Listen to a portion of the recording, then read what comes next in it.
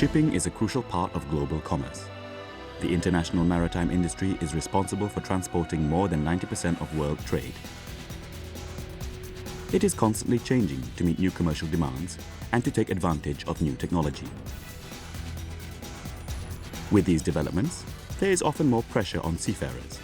Crews are smaller, turnarounds in port are faster, and there is more paperwork to deal with. At the same time, legislation and regulations are being drawn up to ensure that international safety standards keep pace with industrial changes. Although there have been advances, safety at sea can still be improved considerably if we are to prevent accidents and reduce personal injuries in future. While a comprehensive set of rules and regulations helps create and maintain a safe working environment on board, accidents still happen. Seafaring is a high-risk industry. Until recently, it came second only to fishing as a potentially dangerous career. It is vital to be aware of your environment and the possible dangers it may hold, and to take all the measures necessary to prevent accidents and injuries from occurring. Everybody concerned must take their responsibility for safety at sea seriously. That means all crew members, from the captain to the most junior hand on board, as well as the company employees ashore who are involved in running the ship. So, what allows accidents to happen? I think that mainly the problem is in the human resources, because of mostly all troubles are happening just due to negligence of the rules which set by companies and by owners on board the vessel. Some of the accidents that happens is with the carelessness of some crew members.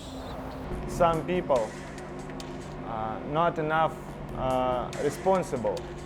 I guess they forget to use some safety devices during jobs. Actually, it is a question of the, maybe sometimes tiredness of the people. There are different codes and guidelines recommended by both international organizations and national administrations. The IMO International Safety Management Code, ISM, was written to provide an international standard for the safe management and operation of ships. The ILO Maritime Labour Convention, adopted in 2006, requires that ships with 5 or more seafarers on board establish a ship safety committee, with safety representatives elected or appointed from amongst the crew.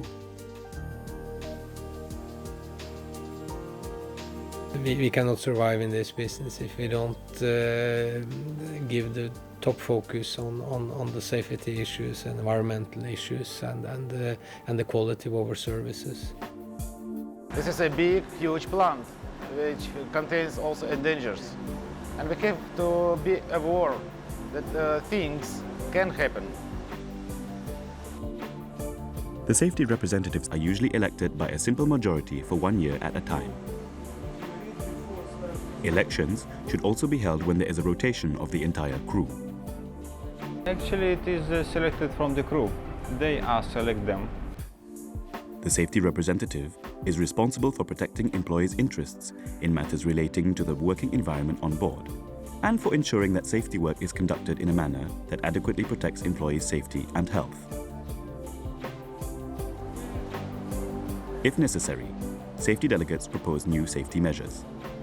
I have to check that the crew are wearing the correct protective gadgets for the daily work, daily routines on deck, like the goggles, safety helmets, the gloves. I am responsible to supply them. The safety representative should be included in planning and carrying out any measures that affect safety in the working environment on board. He or she should take part in all the meetings of the onboard safety committee.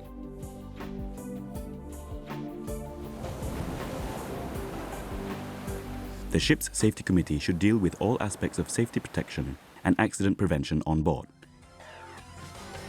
It should look at conditions in rest and recreation areas, as well as the working environment. The safety committee should deal with precautions to prevent occupational accidents, injuries, and sickness, and procedures for investigating and reporting accidents and near misses. The committee should meet regularly to discuss problems or ideas for improving safety on board, and should make sure that reports are sent to the designated person ashore. It is important for all the members of the committee to feel able to present their ideas. The safety representative is the go-between on all issues of safety and health that matter to the crew and need to be raised in the committee or with the safety officer. It's a two-way process.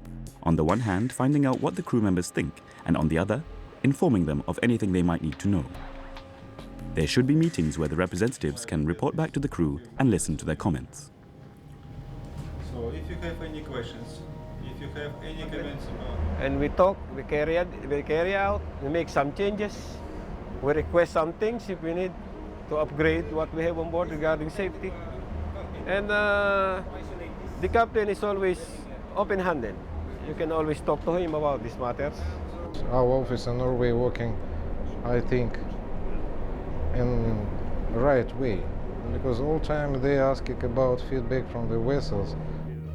When we receive the monthly safety reports from the ship, and when we have read through this report, we reply to the vessel that they are well received, and also if we have any comments to the reports. And we are also discussing this with the fleet manager and their superintendent. To have effective health and safety at work, there needs to be a constant assessment of the possible risks. The aim is to identify potential dangers and work out how to reduce the risk of injuries and accidents in advance. If an accident does happen, try to learn from it and make any changes needed to avoid it happening again.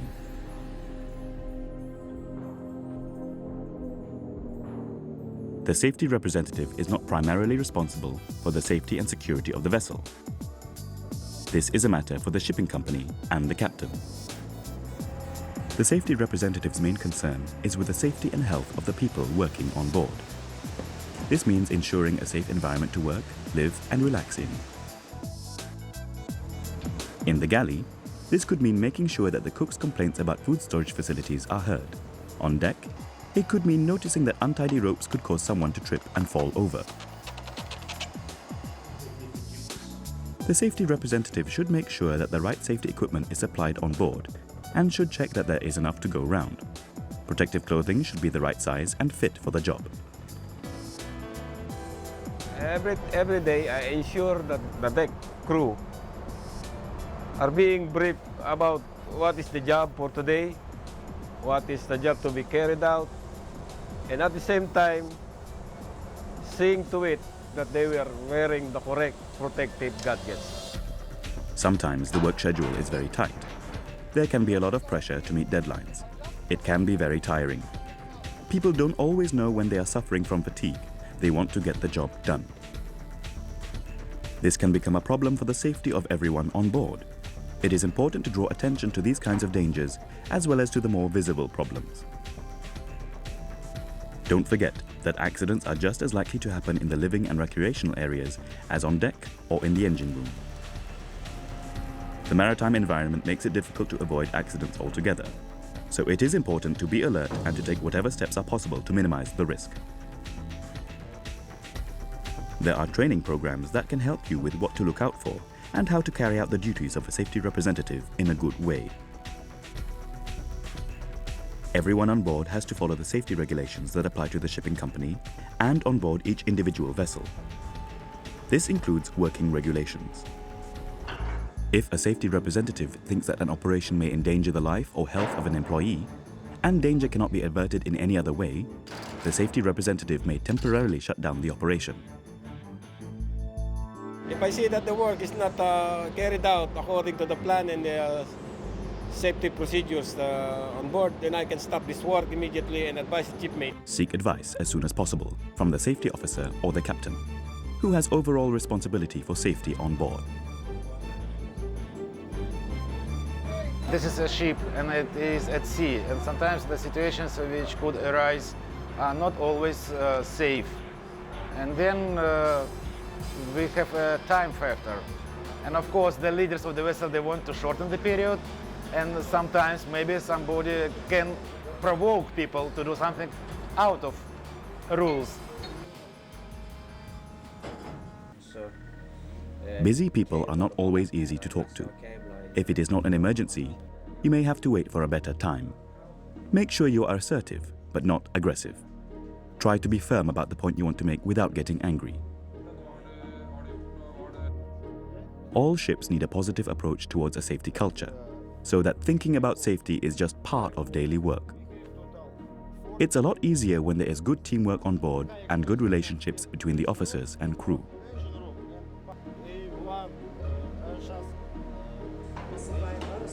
Unfortunately, not all safety officers or team leaders are open and friendly to work with.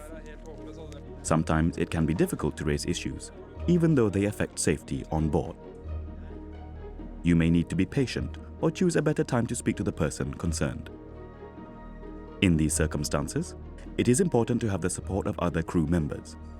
You should be able to go to the ship's safety officer or the master. If the problem cannot be solved on board, there are other people who have an interest in the ship's safety who could provide support. Make sure you are well equipped to take on the role of safety representative. It is a good idea to work through any company training materials on the subject.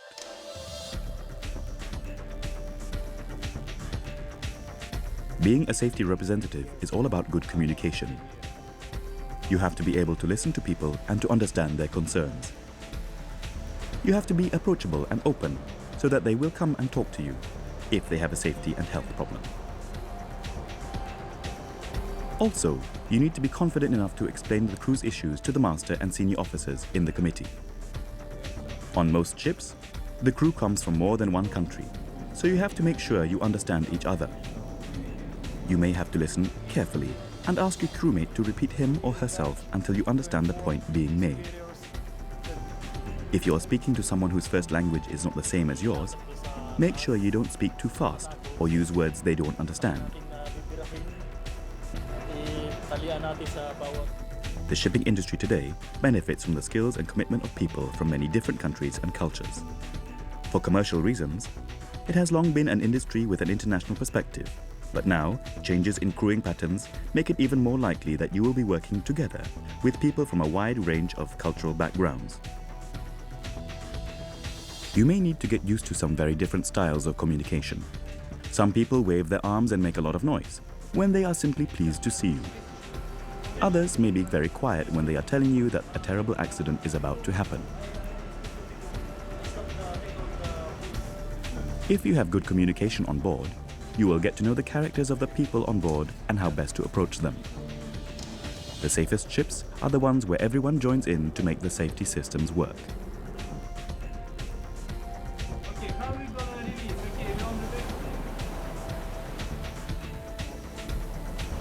Safety representatives carry out a very important role, and sometimes it's a difficult job. That's why it's essential to have all the support you need. There is a range of people with different responsibilities for safety at sea. The captain is ultimately responsible for everything that happens on board.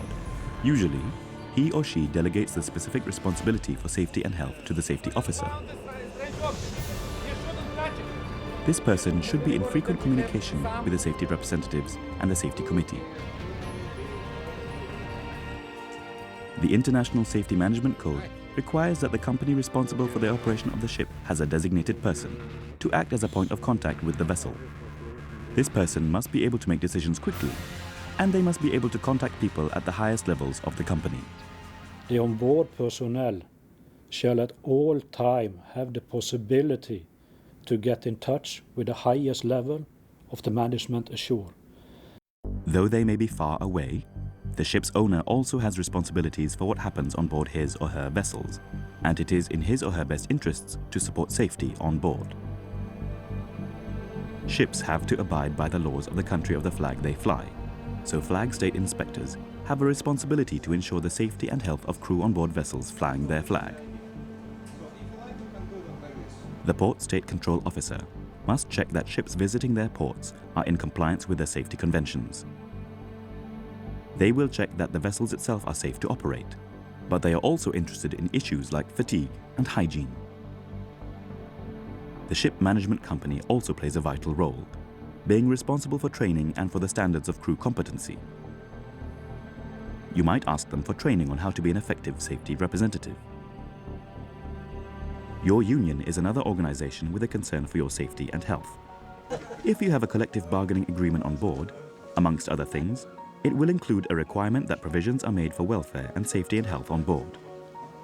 Your union official should make sure that any such provisions are complied with.